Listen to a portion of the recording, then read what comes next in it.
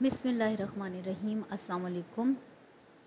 आज एक नया टॉपिक, ऑपरेटर्स क्या होते हैं, हैमिल्टोनियन ऑपरेटर क्या है, आइगन ऑपरेटर क्या है, eigen value and the eigen function, इसको हम स्टडी करेंगे।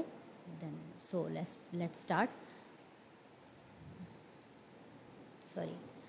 अच्छा जी, पहले इनको पढ़ने से पहले कुछ बातें हम डिस्कस कर लेते हैं जो कि प्रीवियस लेक्चर में भी मैंने डिस्कस की थी कि क्लासिकल और क्वांटम मैकेनिक्स का डिफरेंस समहाउ हमने इसको देखा था। क्लासिकल मैकेनिक्स मैं बता चुकी हूँ आपको कि मैक्रोस्कोपिक ऑब्जेक्ट्स के लिए यूज़ होती थी, और फिर जब हम सब एटॉमिक पार्टिकल्स पर आए तो बहुत सारी इक्वेशंस, बहुत सारी इंफॉर्मेशंस हमें क्लासिकल मैकेनिक्स के फार्मूला से या न्यूटोनियन मैकेनिक्स से हमें उसके बारे में इंफॉर्मेशन नहीं मिलती थी सब एटॉमिक लेवल पर। इस वजह से हमें क्वांटम मैकेनिक्स का जो है सहारा लेना पड़ा, या क्वांटम मैकेनिक्स जो है वो पर वर्क किया गया, और उसके लिए कुछ नई चीज़ें, कुछ नए फार्मूले, कुछ नई डेरिवेशंस जो हैं वो मंजर आम पर आईं। तो यहाँ पर एक टेबल बनाया गया है। इस टेबल के अंदर मोस्ट इम्पॉर्टेंट 5 वेरिएबल्स जो कि क्लासिकल मैकेनिक्स में और क्वांटम मैकेनिक्स में इस्तेमाल होते हैं, लेकिन उनका जो इस्तेमाल है, उनके जो फार्मूलाज हैं वो दोनों में डिफरेंट हैं।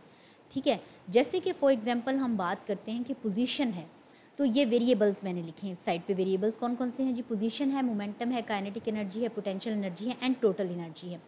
तो पोजीशन को क्लासिकल मैकेनिक्स के अंदर एक्स से डिनोट किया जाता था और इसकी वैल्यू एक्स ही रहती थी, एक्स कहते थे। ठीक है, और क्वांटम मैकेनिक्स में भी इसको पोजीशन को एक्स से ही डिनोट किया जाता है, ये तो क्लियर है। उसके बाद दूसरी बात जो है मोमेंटम। मोमेंटम जो है क्लासिकल मैकेनिक्स के अंदर P से डिनोट किया जाता है, और इसको हमें पता है कि P = mv के इक्वल होता है। ये हम बड़ी आम फार्मूला है कि P = mv के इक्वल होता है। और ये जो x लगाया गया है यहाँ पर सबस्क्रिप्ट में जो x लगाया है, ये पोजीशन को डिनोट करता है ना। कोऑर्डिनेट्स होते हैं x y z के, तो अगर यहाँ पर जिस पोजीशन पर वो कि जिस कोऑर्डिनेट के अंडर वो मोमेंटम कंसीडर किया जा रहा है, वो यहाँ पर कोऑर्डिनेट लगाया जाएगा। अगर वो x डायरेक्शन के अंदर हम p के ऊपर, मोमेंटम के ऊपर काम कर रहे हैं, तो हम उसको px लिखेंगे। अगर हम y कोऑर्डिनेट के अंदर काम कर रहे हैं तो हम py लिखेंगे। सिमिलरली अगर हम z कोऑर्डिनेट के अंदर काम कर रहे हैं तो हम इसको pz लिखेंगे, और ये इक्वल टू होता है mv के। ठीक है, लेकिन जब हम क्वांटम केमिस्ट्री में आ जाते हैं तो जो p है, मोमेंटम जो है, उसको हम एक नए टर्म से डिनोट करते हैं जिसको हम कहते हैं iota h bar del by del x। ठीक है, कहीं पर भी आपको ये वैल्यू नज़र आए तो इट मीन्स के that equation is talking about the momentum. ठीक है, iota h bar del by del x, और जो डेल बाय डेल x है, इसको हम एक नई टर्म तो नहीं कहना चाहिए, यानी कि एक नए, इसको भी वैसे ऑपरेटर ही कहते हैं, लेकिन इसको हम अभी ऑपरेटर, क्योंकि मैं आपको पढ़ा नहीं रही हूँ तो इसलिए मैं वैसे ऑपरेटर है ये, तो मैं इसको हम एक ऑपरेटर के साथ रिप्लेस कर सकते हैं। ऑपरेटर हम आगे देखेंगे कि क्या होता है। आप एक नई टर्म ही समझ लें कि इसको एक नई टर्म जिसको डेल कहते हैं उसके साथ भी रिप्लेस किया जा सकता है। So that momentum in classical mechanics is equal to mv के, momentum in quantum mechanics is equal to है iota h bar del by del x और iota h bar del.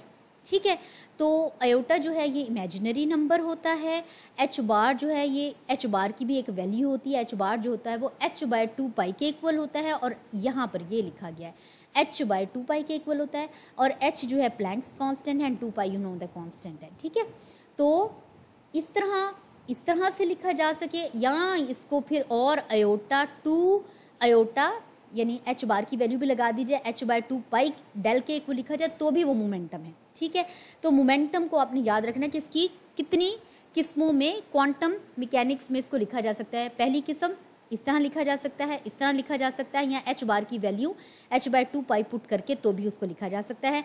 Del की जगह पर ये भी लिखा जा सकता है, डेल भी लिखा जा सकता है। तो ये मोमेंटम पे कुछ बात हो गई।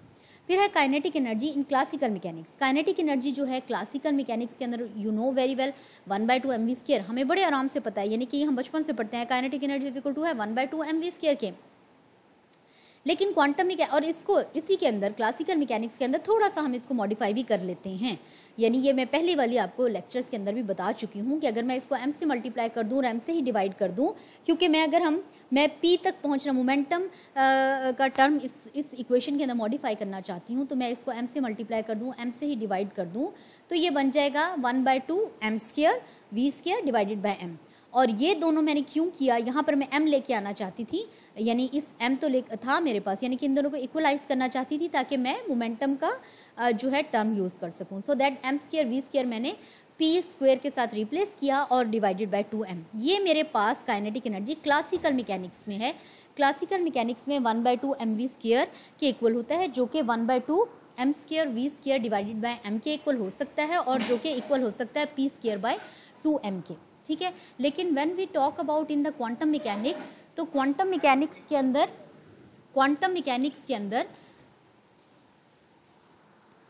अच्छा जी, क्वांटम मैकेनिक्स के अंदर काइनेटिक एनर्जी इज समहाउ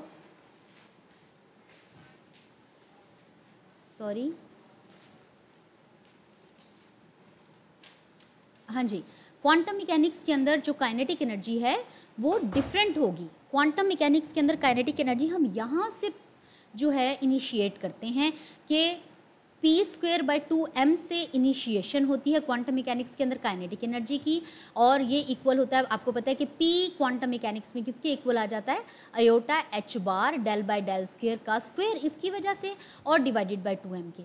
इसको मज़ीद सिंप्लीफाई किया जा सकता है, इसका स्क्वायर खोल लें, और आपको पता है जो लोग मैथमेटिक्स में हैं उनको पता है कि अयोटा इमेजिनरी नंबर होता है जो कि इक्वल होता है, यहाँ पर लिखा है अयोटा इज इक्वल टू है -1 का अंडर रूट, ठीक है। अगर मैं इसका स्क्वायर करूँ तो ये अंडर रूट खत्म हो जाएगा, तो -1 के इक्वल आएगा।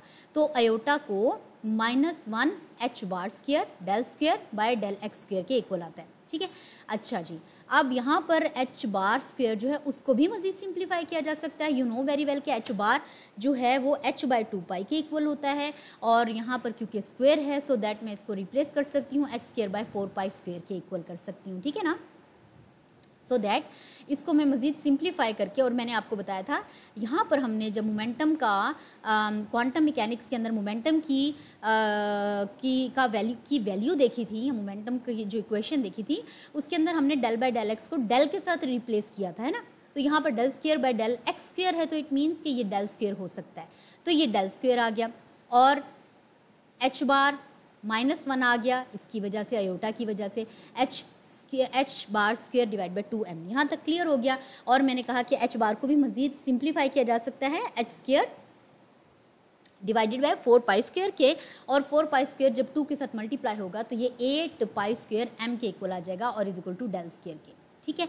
तो पोटेंशियल यहाँ पर है हम काइनेटिक एनर्जी पे हैं। तो kinetic energy in classical mechanics can be 1/2 mv², can be p² by 2m।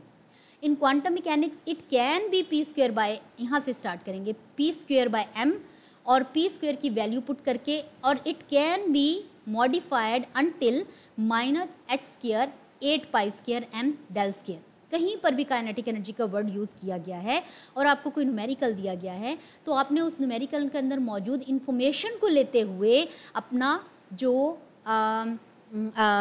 क्या कहना चाहिए उसको फॉर्मूला है उसको मॉडिफाई करना है। अगर उन्होंने मोमेंटम तक की बात की है तो आप यहाँ पर ही उसको फॉलो कर लेते हैं, h बार की वैल्यू दी है तो यहीं पर आपको उसको सॉल्व कर लेते हैं। अगर उन्होंने प्लैंक्स कांस्टेंट की बात की है, पाई की बात की है, तो आप यहाँ तक आते हैं और फिर उसको ये वाला फार्मूला, ये सारा रिजॉल्व करके इस फार्मूले को डिराइव करते हैं और फिर यहाँ से अपना न्यूमेरिकल जो है वो रिजॉल्व करते हैं। ये तो थी बेटे यहाँ तक काइनेटिक एनर्जी तक की बात। मैंने बताया कि हमारे पास 5 वेरिएबल्स हैं और ये 5 वेरिएबल्स क्लासिकल और क्वांटम मैकेनिक्स में डिफरेंट वे से डिनोट एंड डिराइव किए जाते हैं। अच्छा जी, अब है जी पोटेंशियल एनर्जी। पोटेंशियल एनर्जी को क्लासिकल मैकेनिक्स में भी V से डिनोट किया जाता है, क्वांटम मैकेनिक्स में भी V से डिनोट किया जाता है। X जो सबस्क्रिप्ट में लिखा गया है वो मैं आपको बता चुकी हूँ कि हम डिफरेंट कोऑर्डिनेट्स पे काम करते हैं XYZ पर। अगर तो X कोऑर्डिनेट के अंदर काम कर रहे हैं पोटेंशियल एनर्जी पे तो हम X लिखेंगे, अगर हम Y कोऑर्डिनेट के अंदर काम कर रहे हैं तो Y लिखेंगे, अगर हम z कोऑर्डिनेट के अंदर काम कर रहे हैं तो z लिखेंगे।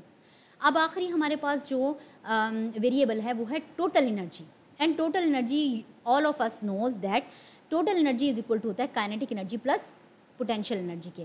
तो kinetic energy plus potential energy, तो काइनेटिक एनर्जी हमने कहा कि p²/2m के इक्वल हो सकता है या 1/2mv² प्लस v² के v² नहीं v के इक्वल हो सकता है, ठीक है। ये तो था क्लासिकल मैकेनिक्स में। लेकिन जब हम क्वांटम मैकेनिक्स में आएंगे तो p²/m यानी कि काइनेटिक एनर्जी को हम डिराइव कर चुके हैं -h² divided by 8π²m del², ये वैल्यू लगेगी। और जो v है पोटेंशियल एनर्जी का वो हमने बताया है कि kinetic and classical and quantum mechanics दोनों के अंदर v जो है वो v के तौर पर, यानी कि पोटेंशियल एनर्जी जो है वो v के तौर पर इस्तेमाल होती है। तो ये इक्वल हो जाएगा -h² divided by 8π²m del² plus of vx के, ठीक है। टोटल एनर्जी की ये term because of the kinetic energy different तरीके से भी लिखी जा सकती है, एंड जो हमारे पास इक्वेशन आई इस फॉर्म में भी लिखी जा सकती है। इसके बजाय हम इस फॉर्म में भी लिख सकते थे कि हम h बार की वैल्यू पुट ना करते और यहाँ तक ही हमारे पास इन्फॉर्मेशन होती, हम ये इस्तेमाल कर लेते। ये अगर यहाँ तक की इन्फॉर्मेशन है तो हम ये भी इस्तेमाल कर सकते थे। It depends upon the condition in which you are working. I hope कि यहाँ तक आपको क्लासिकल और क्वांटम मैकेनिक्स के वेरिएबल्स, उनकी डेरिवेशंस, उनकी समझ आ गई है कि हम क्लासिकल में एंड क्वांटम में किस तरह से वेरिएबल्स को डिफरेंट तरीके से इस्तेमाल करते हैं। इसको आप 1 दफ़ा 2 दफ़ा 3 दफ़ा देखेंगे, इनको आप डिराइव करके देखेंगे बार बार, कोई मुश्किल नहीं है। ऑलमोस्ट 15-20 मिनट में आप इस अगर टेबल को अच्छे से मेमोराइज कर लेते हैं तो आपको क्वांटम के अंदर इस्तेमाल होने वाले वेरिएबल्स और आने वाली टर्म्स के अंदर कोई मुश्किल पेश नहीं आएगी इंशाल्लाह। नेक्स्ट देखते हैं अब हमारा जो बेसिक टॉपिक है वो है ऑपरेटर्स का। ऑपरेटर्स आपके लिए नया वर्ड है, ठीक है, लेकिन ये ऑपरेटर जो है उससे आप फेमिलियर हैं। हम बचपन से जब हम मतलब नर्सरी प्रेप में होते हैं, तब से नर्सरी प्रेप 1 2 3 4 में होते हैं, तब से हम ऑपरेटर्स पे काम कर रहे हैं, बट हमें ये नहीं पता कि ऑपरेटर्स होते क्या हैं। हाँ, हम इनको जानते हैं लेकिन हमें ऑपरेटर का वर्ड नहीं पता था, इसलिए इसके लिए परेशान ना हो, बड़ा आसान है। ऑपरेटर्स जो हैं बेटा, ये ऑपरेटर का मतलब होता है ऑपरेट करने वाला, ठीक है। जैसे कि प्लस ये एक ऑपरेटर है, नेगेटिव ये भी एक ऑपरेटर है, मल्टीप्लाई करना किसी चीज़ को, मल्टीप्लाई इटसेल्फ एक ऑपरेटर है, डेरिवेशन लेनी किसी की, ये डेरिवेशन जो है वो एक ऑपरेटर है। ऑपरेटर का मतलब है ऑपरेट करने वाला, ठीक है। Plus minus multiply integration derivation, quantum mechanics के अंदर ज़्यादातर जो हम इन सब के अंदर से इस्तेमाल करते हैं ऑपरेटर में से वो है डेरिवेशन का ऑपरेटर, ठीक है। तो ये मैथमेटिकली वर्ड है ऑपरेटर का, ठीक है, मैथमेटिकल वर्ड है ऑपरेटर, जो कि प्लस हो सकता है, और प्लस को हम ऑपरेटर कहते हैं, नेगेटिव को हम माइनस का जो माइनस इटसेल्फ है उसको हम ऑपरेटर कहते हैं क्योंकि वो ऑपरेट कर रहा है ना। मल्टीप्लाई जो है वो एक ऑपरेटर है, डेरिवेशन लेना डेरिवेटिव जो है वो एक ऑपरेटर है इटसेल्फ, ठीक है। अब एक और बात, ऑपरेटर के साथ अगर आपके पास अकेला प्लस पड़ा हो तो आपको क्या पता कि प्लस का क्या मतलब है। हाँ, अगर आपके पास अकेला नेगेटिव पड़ा हो तो आपको क्या, आप क्या करेंगे उस नेगेटिव के साथ? कुछ नहीं कर सकते ना, उसके लिए आपको कोई ना कोई साथ में वैल्यू चाहिए। जैसे कि अगर आप प्लस करना चाहते हैं तो आपके पास 2 और 3 या 5 और 6 या 7 और 8 या कोई चीज़, कोई दो चीज़ें, दो वैल्यूज़ होनी चाहिए जिसके दरमियान आप इसको ऑपरेट कर सकें, इस ऑपरेटर को इस्तेमाल कर सकें। तो वो वैल्यूज़ जो जिसके अंडर हम इस ऑपरेटर को इस्तेमाल करते हैं उन वैल्यूज़ को हम फंक्शन कहते हैं। मैथमेटिकली हम ये प्लस माइनस डेरिवेशन इंटीग्रेशन ये सारे ऑपरेटर्स हैं, और जो वैल्यूज़ उसके साथ मौजूद होती हैं वो उनके फंक्शंस कहलाते हैं। इन फंक्शंस के ऊपर ये ऑपरेटर काम करके हमें कोई नया फंक्शन दे देता है। ये भी तो फंक्शन है, ये भी फंक्शन है, यानी कि ये भी वैल्यू है, ये भी वैल्यू है, ये भी वैल्यू। आमतौर पर हम आम जुबान में इनको वैल्यूज़ कहते हैं, लेकिन जब हम मैथमेटिकली टर्म में देखते हैं तो हम कहते हैं कि ये हमारे पास फंक्शंस हैं और ये हमारे पास ऑपरेटर है जो कि ऑपरेशन कर रहा है, काम कर रहा है, और ये हमारे पास जो वैल्यू आई है ये एक नया फंक्शन आया है। जैसे 2 + 3, 2 और 3 के फंक्शंस के ऊपर ऑपरेटर प्लस ने काम किया और हमें एक नया फंक्शन दे दिया जो कि है 5। 2 और 3 के फंक्शन के ऊपर मल्टीप्लाई का ऑपरेटर अप्लाई किया गया और उसने ऑपरेशन किया और इन दोनों का हमसे हमें एक नया फंक्शन दे दिया जो कि है 6।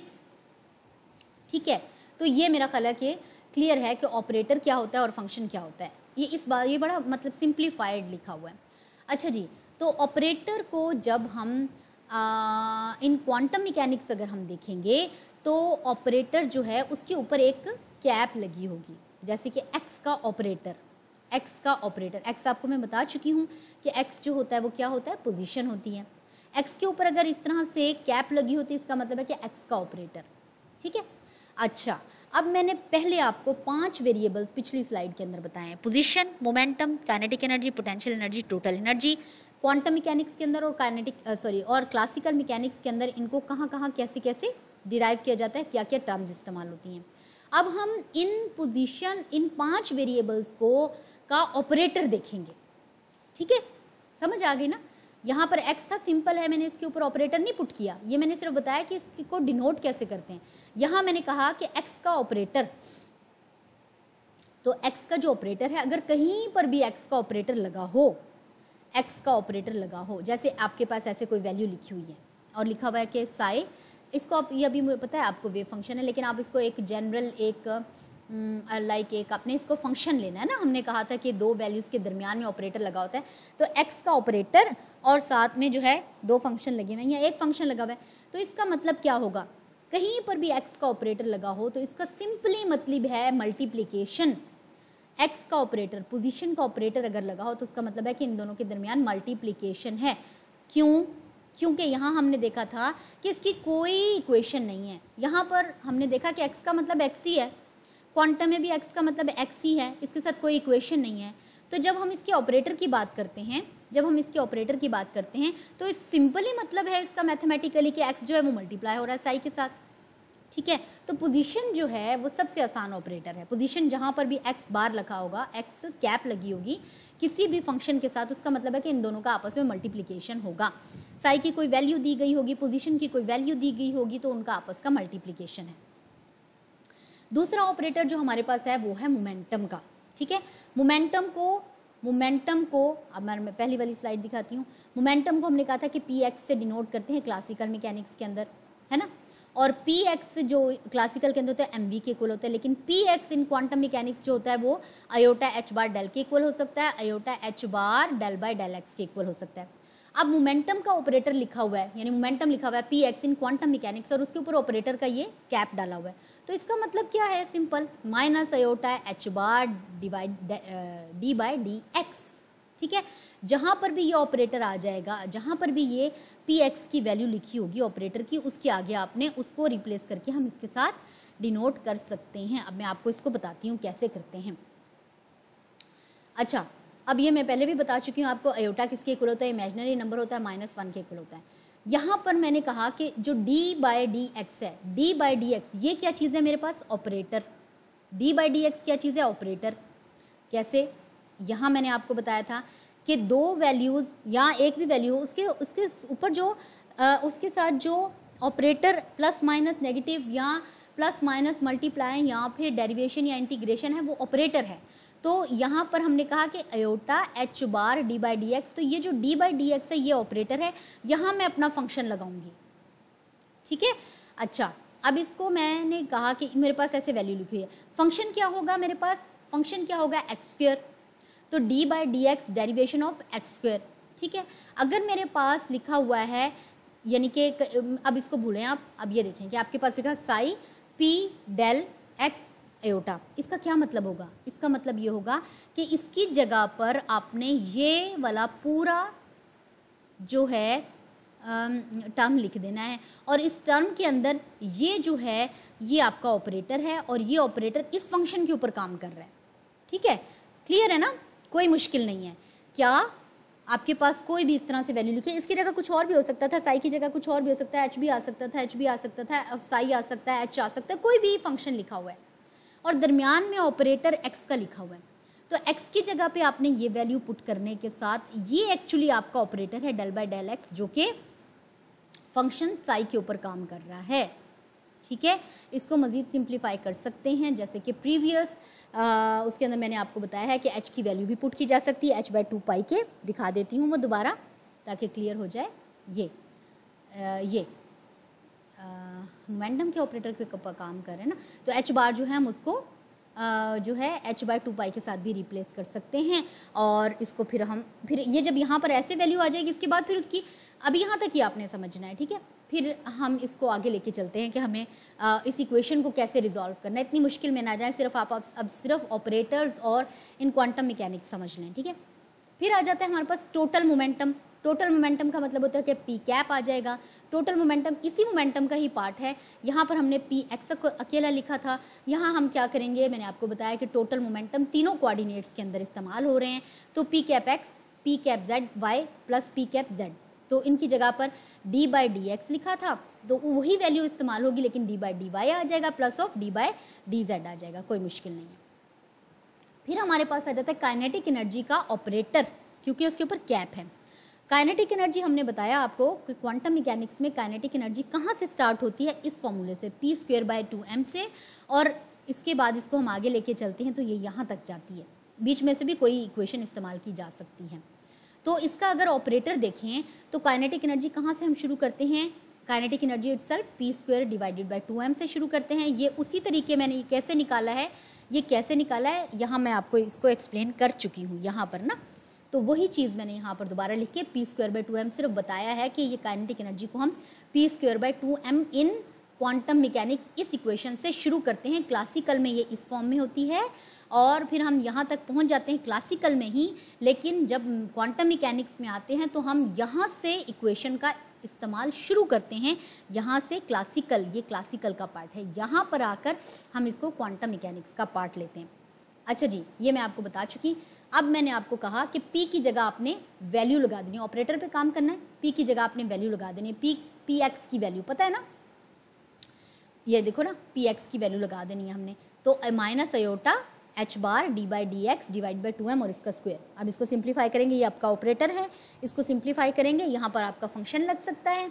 फंक्शन फॉर एग्जांपल आपके पास x का है तो d² और यहाँ पर आपका फंक्शन x लग जाएगा, यहाँ पर लगाया हमने, और उसकी फिर आप डेरिवेशन कर लेंगे, डबल डेरिवेशन, ठीक है। तो ये इस तरह से हम ऑपरेटर को, अगर बेटा करना कुछ नहीं है, मकसद क्या है कि आपको उसकी वैल्यू पता होनी चाहिए, d/dx है, उसके साथ आपको कोई फंक्शन दिया गया होगा, उस फंक्शन को लगा के उसकी डेरिवेशन करके उसको सिंप्लीफाई करना है। अच्छा, ये हो गई काइनेटिक एनर्जी। फिर हमारे पास है टोटल काइनेटिक एनर्जी, बिल्कुल सिंपल, जैसे हमने total potential energy no potential नहीं, टोटल हमने मोमेंटम निकाला, उसी तरीके हमने टोटल काइनेटिक एनर्जी निकाल लेनी है। k cap is equal to है k cap x plus k y x cap plus k cap z, तीनों की वैल्यूज जो ये हमारे पास x कोऑर्डिनेट में आया था, उसी तरह y कोऑर्डिनेट में और z कोऑर्डिनेट में, as same as in we have done with the momentum. तो ये थे हमारे पास 5 variables in classical mechanics as well as in quantum mechanics, and then 5 operators in classical, not in classical, in quantum mechanics, जो हम उनका इस्तेमाल करते हैं और उनको कैसे वहाँ तक कैसे पहुँचते हैं। इनको इजी होके इजी लेना है, मुश्किल नहीं लेना, करेंगे प्रैक्टिस तो हो जाएगी, ठीक है। अब एक और ऑपरेटर है जिसको हम कहते हैं हैमिल्टोनियन ऑपरेटर या टोटल एनर्जी ऑपरेटर। इसका मतलब क्या है, इसका मतलब ये है कि टोटल एनर्जी का जो ऑपरेटर है उसको ही हम हैमिल्टोनियन ऑपरेटर भी कहते हैं। टोटल एनर्जी का जो ऑपरेटर, टोटल एनर्जी का, यहाँ पर था टोटल काइनेटिक एनर्जी, लेकिन जो टोटल एनर्जी का ऑपरेटर है, यानी कि टोटल एनर्जी का मतलब क्या है, kinetic energy plus potential energy, kinetic energy plus potential energy, इनको हम कहते हैं इकट्ठा, इनको हम कहते हैं हैमिल्टोनियन ऑपरेटर, और इसको डिनोट किया जाता है h कैप से। अगर हम x कोऑर्डिनेट में काम कर रहे हैं तो h कैप x आएगा, काइनेटिक एनर्जी की जगह पर k कैप x आएगा और पोटेंशियल एनर्जी की जगह पर v कैप x आएगा। काइनेटिक एनर्जी के ऑपरेटर के लिए हम डिस्कस कर चुके हैं, इसका जो हमारे पास आंसर आता है वो ये है, तो minus h bar square divide by 2m d square, यानी कि d square by dx square, और vx हमने कहा कि जो मेरे पास जो होती है ये पोटेंशियल एनर्जी वो दोनों के अंदर जैसे पोजीशन x के साथ डिनोट करते हैं, पोटेंशियल एनर्जी दोनों के अंदर v के साथ डिनोट की जाती है। सो दैट ये मेरे पास v कैप x के इक्वल है। ये तो था मेरे पास Hamiltonian operator, Hamiltonian operator simplified form, जिसके अंदर हमने काइनेटिक एनर्जी का ऑपरेटर और पोटेंशियल एनर्जी का ऑपरेटर जो है इनको प्लस किया है, ठीक है। लेकिन अगर ये सिर्फ मतलब सिंपल है ना, अगर मैं इसको एक्स वाई जी कोऑर्डिनेट के अंदर लेके चलूंगी तो मैं एच हैमिल्टोनियन ऑपरेटर को, Hamiltonian operator is equal to होगा H cap X plus H cap Y plus H cap Z, और इनकी वैल्यूज पुट कर दूंगी। और इसके आगे के एक्स की जगह पर ये वाली जैसे हमने इसको फिल किया है, इस तरह हम यहाँ पर भी के एक्स के डी एक्स स्क्वेयर है तो यहाँ पर D Y square, D Z square और D Y square, D Z square, और वी एक्स की वैल्यू उसी तरह से सिर्फ वी ही लगता रहेगा, वी एक्स वी जेड और V X V Y and V Z के। ये आपको समझ आ गई कि हैमिल्टोनियन ऑपरेटर क्या है। एक और तरीके से भी हैमिल्टोनियन ऑपरेटर यहाँ पर बताया गया है, लेकिन मैं समझती हूँ कि मैं इसको आपको यहाँ पर ज़्यादा बेहतर तरीके से बता सकती हूँ, ठीक है। चलो यहाँ से भी बता देते हैं। हैमिल्टोनियन ऑपरेटर या टोटल एनर्जी ऑपरेटर दोनों का कंपैरिजन किया गया क्लासिकल मैकेनिक्स के अंदर। आपको पता है kinetic energy P square by 2m के इक्वल होती है। तीनों कोऑर्डिनेट्स में लेंगे तो p square x divide by 2m प्लस p square y divide by 2m प्लस p square z 2m plus v हमने कहा था दोनों के अंदर क्लासिकल में भी और क्वांटम के अंदर भी v से डिनोट किया जाता है। अब ये कंपैरिजन है ना, तो क्वांटम मैकेनिक्स के अंदर इस फॉर्म में लिखा जा सकता है, इस फॉर्म में काइनेटिक एनर्जी की इस फॉर्म में लिखा जा सकता है। मैं ये आपको पीछे बता चुकी हूँ कि अगर हम यहाँ पर h बार स्क्वायर जो है, इस h बार स्क्वायर को मजीद सिंप्लीफाई करें, h बाय 2 पाई के साथ रिप्लेस कर दें तो हमारे पास 8 पाई स्क्वायर m आएगा और h स्क्वायर हो जाएगा, h बार स्क्वायर जो है वो ख़त्म हो जाएगा क्योंकि h bar is equal to होता है h बाय 2 पाई के, ठीक है। तो ये अब क्वांटम मैकेनिक्स के अंदर तीनों कोऑर्डिनेट्स के अंदर अगर मैं काम करूं, ये तो मैंने सिर्फ x कोऑर्डिनेट में काम किया, अगर तीनों कोऑर्डिनेट्स के अंदर जिस तरह मैंने इसको लिखा है तीनों कोऑर्डिनेट्स के अंदर काम करूं तो सिर्फ मेरे पास डेल बाय डेल एक्स जो है वो चेंज होगा, है ना। तो इसको मैं बाकी सारी वैल्यूज रही और del square by del x square, del square by del y square, del square by del z square और v मेरे पास वैसे ही रहेगा। और इन सब में से मैं माइनस एक्स के 8 पाई स्क्वायर m बाहर निकाल लेती हूँ और बाकी मेरे पास तीनों वैल्यूज़ को इकट्ठा करके एक नए ऑपरेटर के साथ जिसे ग्रेडियंट ऑपरेटर कहते हैं या जिसे लैपिलेशन ऑपरेटर कहते हैं उसके साथ चेंज कर सकती हूँ। ये बात मैं पहले आपसे डिस्कस कर चुकी हूँ, ये लिखा है यहाँ पर, लेकिन यहाँ पर रिपीट कर रही हूँ। और ये डेल स्क्वायर के साथ इसको रिप्लेस किया, बाकी वैल्यू माइनस एक्स के divide by 8 pi square m del square plus of v के। और ये मेरे पास किसके इक्वल आ रहा था, हैमिल्टोनियन ऑपरेटर के, जिसको टोटल एनर्जी भी कहते हैं। और हैमिल्टोनियन ऑपरेटर को यानी टोटल एनर्जी को h कैप के साथ भी डिनोट किया जा सकता है। h cap is equal to minus H bar square divide by 2m del square plus of v के इक्वल हो सकता है। h cap is equal to होगा minus x square divide by 8 pi square m del square plus of v के equal हो सकता है। Total energy को हैमिल्टोनियन ऑपरेटर के साथ रिप्लेस किया जा सकता है। ये फॉर्म और ये फॉर्म एक ही हैं, यहाँ पर h बार स्क्वायर इस्तेमाल किया गया है, इस वजह से 2m है। और अगर h बार स्क्वायर की मैं वैल्यू पुट कर दूँ तो h बार स्क्वायर की वैल्यू जो है वो h बाय 2 पाई के इक्वल होता है और उसके रिजल्ट में हमारे पास ये वैल्यू आती है, जो कि मैं पिछली स्लाइड्स के अंदर बहुत अच्छे तरीके से क्लियर कर चुकी हूँ, ठीक है। ये था हैमिल्टोनियन ऑपरेटर। अब हैमिल्टोनियन ऑपरेटर को अगर हम स्क्रोडिंजर वेव इक्वेशन के अंदर देखें तो बिल्कुल बेटे बातें वही हैं सारी, है ना, ये बातें वही हैं सारी। उनको घुमा फिरा के किया हुआ। क्यों घुमा फिरा के कर रही हूँ, मैं भी क्यों कर रही हूँ, इसलिए कि किसी भी तरीके से आ जाए आपके माइंड में हर पॉइंट क्लियर होना चाहिए कि यहाँ पर ये देखो ना, ये वाली जो बात है, ये वाली बात h बार स्क्वायर, यहाँ पर h स्क्वायर था 8 पाई स्क्वायर। कोई स्क्रोडिंजर वेव इक्वेशन के अंदर 8 पाई स्क्वायर इस्तेमाल करता है, कोई 2m के साथ इस्तेमाल करता है। ऐसा क्यों होता है, इसलिए होता है क्योंकि वो उसकी वैल्यू पुट कर देते हैं h बार की। तो अब मैं हैमिल्टोनियन ऑपरेटर को स्क्रोडिंजर वेव इक्वेशन के अंदर दिखाती हूँ। हैमिल्टोनियन ऑपरेटर आपको पता है स्क्रोडिंजर वेव इक्वेशन, ये हम डिराइव कर चुके हैं पिछले लेक्चर के अंदर। 8 pi square m divide by h, इसको थोड़ा सा हमने क्या कहते हैं रीअरेंज किया हुआ है, ठीक है। तो del square psi is equal to है, इसको उठाकर इस पूरी वैल्यू को उठाकर इस साइड पे ले गए हैं, 8 pi square m divide by x square e minus of we psi square. अच्छा जी, अब क्या किया है, अब हमने क्या किया है जी, हमने इस साई को सॉरी लेट मी सी, हाँ इसको हमने क्या किया है जी, हाँ जी ये वाली जो वैल्यू है इसको उठा के हम इस साइड पर ले आए हैं, तो ये इन्वर्ट हो गई x square divide by 8 pi square m del square psi is equal to e minus of v के वी साई के। अच्छा, इसको मज़ीद सिंप्लीफाई किया है, साई की वैल्यू सारी एक तरफ ले गए हैं, तो साई की वैल्यू नहीं, यहाँ पर जो हमने इसको इसका जो है ये इसको ओपन कर दिया है, E psi minus of we psi के इक्वल आ गया है। यहाँ से हमने पोटेंशियल एनर्जी को उठा के इस साइड पे ले गए हैं, ई साई के इक्वल आ गया है, E Sai is equal to है इस वैल्यू के इक्वल आ गया है। अच्छा, अब हम ये क्यों कर रहे हैं, क्योंकि हम इसको, हमें पता है कि ये जो पूरी वैल्यू थी पिछली वाले के अंदर, हमने कहा कि ये हैमिल्टोनियन ऑपरेटर के इक्वल होती है, ये जो पूरी वैल्यू थी हमने कहा कि ये हैमिल्टोनियन ऑपरेटर के इक्वल होती है। ये जो पूरी वैल्यू है minus x square divide by 8 pi square m del square plus of v is equal to है टोटल एनर्जी के या हैमिल्टोनियन ऑपरेटर, अगर ऑपरेटर की फॉर्म में लिखेंगे टोटल एनर्जी क्योंकि हैमिल्टोनियन ऑपरेटर के इक्वल है, तो मैंने यहाँ पर आए तो ये सारी वैल्यूज साइड पर लेकर आए हैं ताकि मैं इसको h के साथ रिप्लेस कर सकूं। h साई आ गया is equal to e psi. Most of the cases जब हम स्क्रोडिंजर वेव इक्वेशन कहीं पर आती है हमारे पास, तो ये फॉर्म लिखी होती है, ये वाली फॉर्म लिखी होती है। ये वाली फॉर्म क्यों लिखी होती है, कैसे लिखी होती है, ये बड़ी डिटेल से हमने देख लिया है, सिर्फ इस वाले लेक्चर में नहीं, प्रीवियस लेक्चर में भी देखा है, इसकी प्रीवियस स्लाइड्स में भी देखा है। अब h इज इक्वल टू, क्योंकि h इज इक्वल टू है, ये वैल्यू यहाँ पर भी क्लियर की गई है कि h इज इक्वल टू इस पूरी वैल्यू के इक्वल होता है, इस वजह से इसको दूसरी फॉर्म में भी लिखा जा सकता है। दूसरी फॉर्म में मैंने आपको बताया, अगर मैं इसको h बार के साथ रिप्लेस करना चाहूँ, h bar is equal to h by 2 pi के इक्वल होता है। h is equal to h की वैल्यू निकालना चाहती हूँ, इसको उठा के सेट पे ले जाऊँगी, 2 पाई h बार आ जाएगा, और इसकी जगह पर मैं ये वैल्यू पुट कर दूं तो मेरे पास आएगा h इज इक्वल टू है minus H bar divide by 2m del square.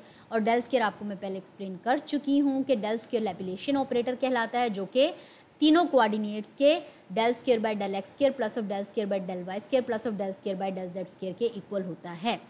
इसको कहते हैं Hamiltonian operator in Schrodinger wave equation. उसका इस्तेमाल कैसे किया जाता है, आई होप के यहाँ तक लेक्चर आपको क्लियर है इंशाल्लाह। ठीक है, अब आगे हम देखेंगे, हैमिल्टोनियन ऑपरेटर हो गया। अब हमारे पास आ जाता है जी आइगन ऑपरेटर क्या है, आइगन वैल्यू क्या है और आइगन फंक्शन क्या है। ठीक, हमने हैमिल्टोनियन ऑपरेटर पढ़ा, वेरिएबल्स जो पढ़े हैं वो सारे हमने क्वांटम क्लासिकल मैकेनिक्स के अंदर उनका डिफरेंट तरीके से मौजूदगी को देखा है, उनकी इक्वेशंस को देखा है। लेकिन जो हमारे पास ये eigen operator, eigen value and eigen function है, ये इसका ताल्लुक हम एज ए मैथमेटिकली इसको हम डिस्कस करेंगे। वैसे तो ये अगर क्वांटम मैकेनिक्स के अंदर भी अगर इसकी कोई टर्म यूज़ होती है तो होगी, लेकिन वैसे ये थोड़ा सा मैथमेटिकली हम इसको देखते हैं। ऑपरेटर की आपको समझ आ गई है कि ऑपरेटर जो होता है वो कोई भी हो सकता है, प्लस माइनस डेल हो सकता है, डेरिवेशन हो सकती है, इंटीग्रेशन हो सकती है। तो ऑपरेटर ऐसा any operator operating on a function and gives the same function with a value which does not contain imaginary component after operation is called the eigen operator। मैं इसको बताती हूँ। अगर मैंने कोई ऑपरेटर लगाया है किसी फंक्शन के ऊपर, यानी कि फॉर एग्जांपल 2 + 5, 2 + 5, तो 5 7 आ जाएगा आंसर, है ना, 7 आंसर आ गया। यानी कि अगर कोई ऑपरेटर किसी फंक्शन के ऊपर काम करे और उसका जो हमारे पास जो नया हमारे पास जो वैल्यू आए, उसके अंदर यहाँ पर जो वैल्यू आए वो सेम फंक्शन हो जो कि हमारे पास फंक्शन थी, लेकिन साथ में कोई वैल्यू मौजूद हो, अच्छा, तो उसको हम कहते हैं, और वो वैल्यू जो है वो इमेजिनरी ना हो, आई ना हो। ठीक है, जैसे मैं कहती हूँ कि 2x + 2x, 2x + 2x, तो मेरे पास आंसर क्या आएगा, 2x +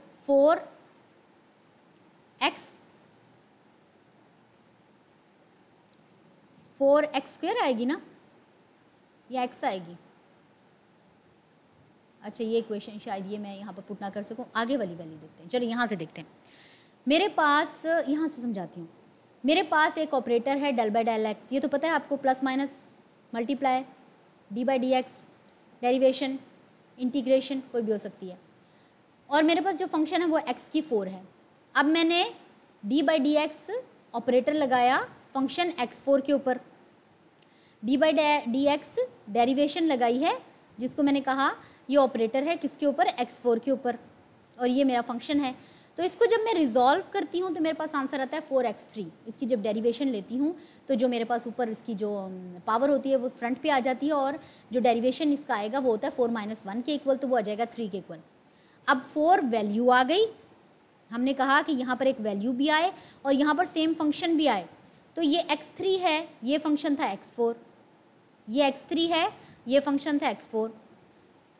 ये वाली जो शर्त थी कि कोई वैल्यू आए लेकिन इमेजिनरी ना हो, वो तो पूरी हो गई।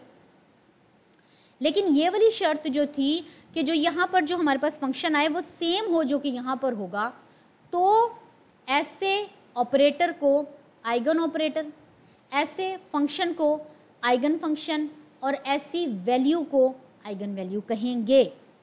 But in this case D by D x x4 का जो आंसर आया मेरे पास वो आया 4x3, जिसमें वैल्यू तो मेरे पास आई जो कि नॉन इमेजिनरी है, लेकिन क्या फंक्शन सेम आया जो कि x4 था, क्या x4 आया, नहीं आया। इसलिए ना तो ये आइगन ऑपरेटर है, ना ये आइगन फंक्शन है, और ना ही ये आइगन वैल्यू है। ठीक है, एक और एग्जांपल देखें। ऑपरेटर है मेरे पास डी बाई डी एक्स का, फंक्शन है मेरे पास e2x का। अब मैंने इस ऑपरेटर को इस फंक्शन के ऊपर इंप्लीमेंट किया, D by D x E x function लगा दिया। अब मैंने इसकी जब डेरिवेशन ली तो वी नो कि जो मेरे पास पावर है वो फ्रंट पे आ जाएगी, और ये इसका डेरिवेशन e2x ही आता है। ठीक है, तो अब शर्त क्या थी, शर्त ये थी कि यहाँ पर एक वैल्यू आए जो कि नॉन इमेजिनरी कंपोनेंट हो। ये नॉन इमेजिनरी कंपोनेंट है, ये एग्जिस्ट करता है 2। और क्या थी कि सेम फंक्शन हो जो कि यहाँ पर फंक्शन हो। तो ये मेरे पास जो फंक्शन आया वो सेम है एज दिस वन के। इसका मतलब है कि ये दोनों शर्तें पूरी हो रही हैं। जब ये दोनों शर्तें पूरी हो जाएंगी तो इसका मतलब ये होगा कि अब इस पूरी हमारी जो इक्वेशन है इसको हम नाम दे सकते हैं। इसको कह सकते हैं कि ये आइगन ऑपरेटर था, ये आइगन फंक्शन था, और ये आइगन वैल्यू है। क्लियर है? So eigen operator, eigen function and eigen value के लिए इन सबका रिलेशनशिप देखकर उनका आंसर चेक करना होगा। क्या नॉन इमेजिनरी नंबर है, क्या आने वाला जो फंक्शन है वो सेम है इसके। अगर ऐसा सेम है तो हम इस पूरी इक्वेशन को, इस पूरे ऑपरेशन को नाम दे सकते हैं eigen operator, eigen function and eigen value के। एक और इक्वेशन देखते हैं।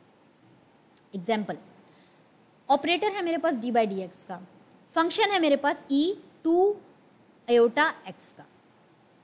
ऑपरेटर लगाया मैंने फंक्शन के ऊपर, डी बाई डी एक्स मैंने लगाया e2 आयोटा x के ऊपर लगाया। ठीक है, अब मैं जब इसका डेरिवेटिव लूँगी तो मेरे पास 2i फ्रंट पे आ जाएगा और e 2ix आ जाएगा। अब इसके अंदर शर्तें क्या थी, वैल्यू नॉन इमेजिनरी कंपोनेंट होनी चाहिए।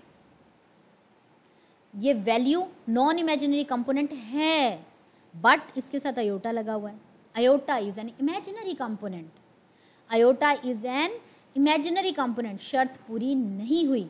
रेदर के e2ix जो है वो सेम है एज जो हमारा फंक्शन था, लेकिन यहाँ पर एक इमेजिनरी कंपोनेंट भी आ गया। अगर ये इमेजिनरी कंपोनेंट ना होता, सिंपल 2ix के इक्वल आ जाता, तो फिर ये हमारा आइगन ऑपरेटर, आइगन फंक्शन और आइगन वैल्यू होती। बट अभी आइगन की operator, eigen value and eigen function को ये फॉलो नहीं करता। ओके, अब हम एक और एग्जांपल ले लेते हैं। इसी को मैं चाहती हूँ कि आई मेरा उड़ जाए, है ना। तो क्या है, मेरे पास ऑपरेटर है d² बाई dx², यानी डबल डेरिवेटिव। फंक्शन मेरे पास यही है।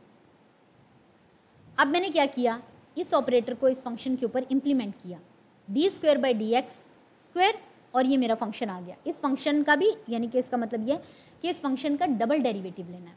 जब हम इसका डबल डेरिवेटिव लेंगे, पहला डेरिवेटिव लिया तो D by D x 2i D by D x, क्योंकि इसका पहला डेरिवेटिव है ना, तो 2i e 2x। अब सेकंड डेरिवेटिव लेना है।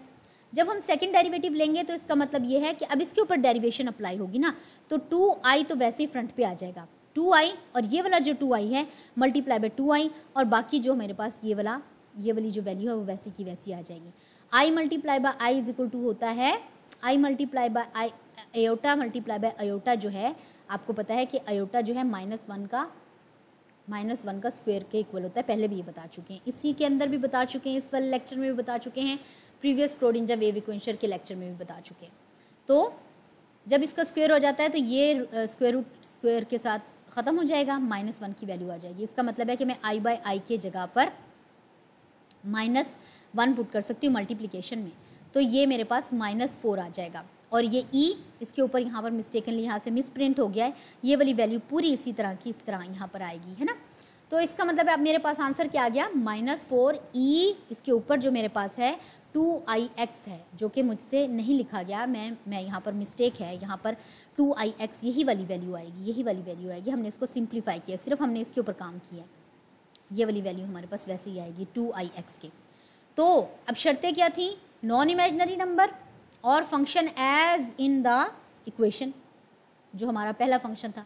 इसका मतलब है कि आई हमने उड़ा दी, इमेजिनरी नंबर कोई भी नहीं है, ये हमारे पास नंबर आ गया, और साथ में जो फंक्शन है वो भी सेम है जो कि हमारे पास एक्चुअल इक्वेशन के अंदर मौजूद था।